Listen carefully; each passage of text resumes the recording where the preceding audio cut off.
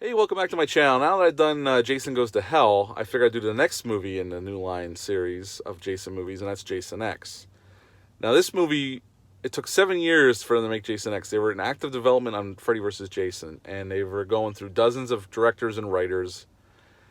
And it went on so long that Sean Cunningham said, we should make another Jason movie.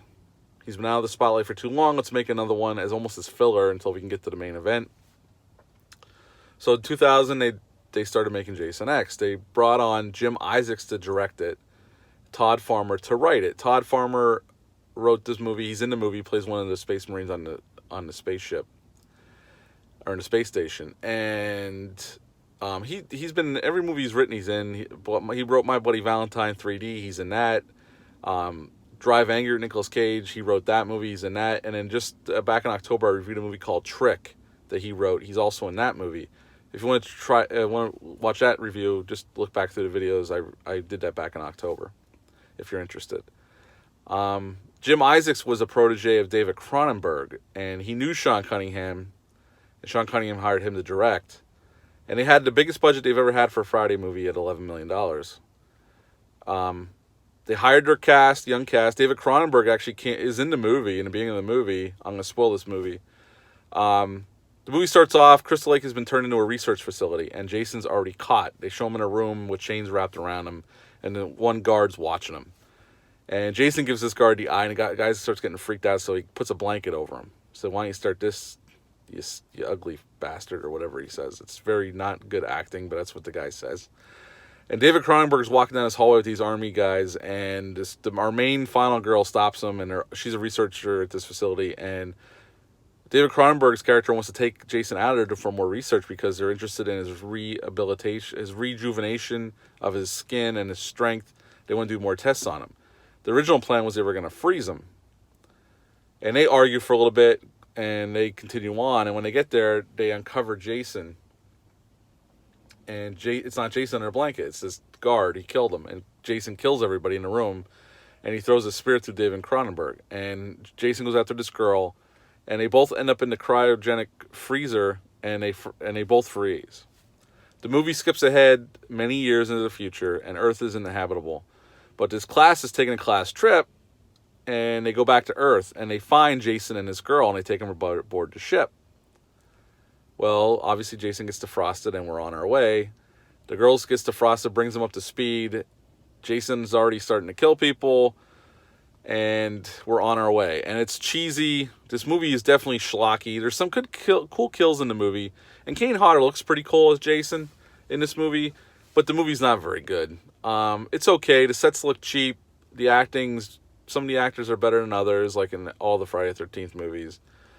And this one kid on the ship has this android that he's using. I don't know if he's having sex with her or what, but he's like in love with her. And once Jason starts killing her, he realizes it's a parallel situation. He upgrades her, and she has this big battle with Jason. And she ends up killing Jason. Now, in the process, he's in pieces, and his head's half blown apart. This machine that he lands on and damages fixes things and puts Jason back together, but only like almost like Uber Jason. He was on the poster. And it's more like the Terminator version of Jason. Well, he starts killing again, he's back, and he's damaging the ship, and all this crap's going on, and they have this room where they can have holographic environments. And they decide to distract him in a Crystal Lake environment, which they do. And these two girls pop up, and Jason's distracted by them. They take their shirts off, and they're high, and they're acting goofy. And Jason, they recreate the sleeping bag death from part 7. They take the one girl in one sleeping bag, and he uses it to beat the other girl in the other sleeping bag. And explosions start going off, and Jason realizes what's going on. He's being distracted, and he goes and he's trying to kill our last people left.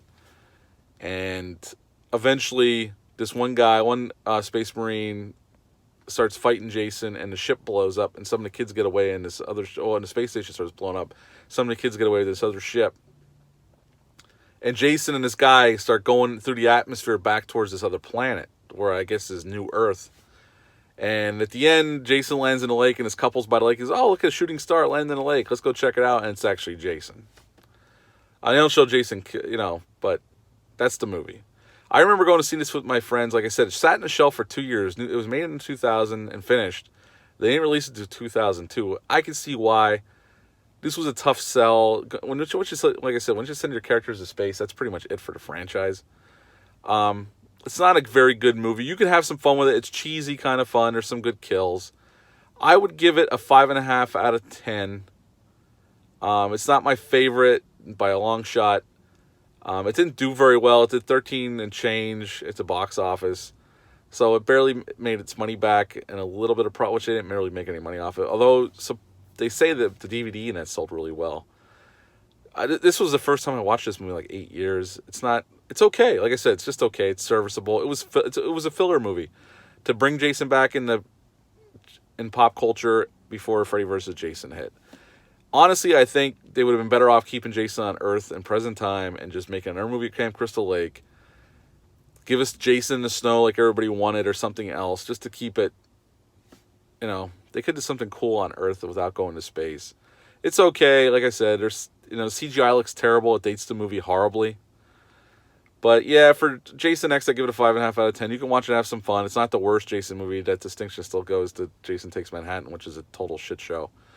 But yeah, that's it for me for Jason X. Thanks for tuning in, and I will be back soon with a Freddy vs. Jason review. See you later.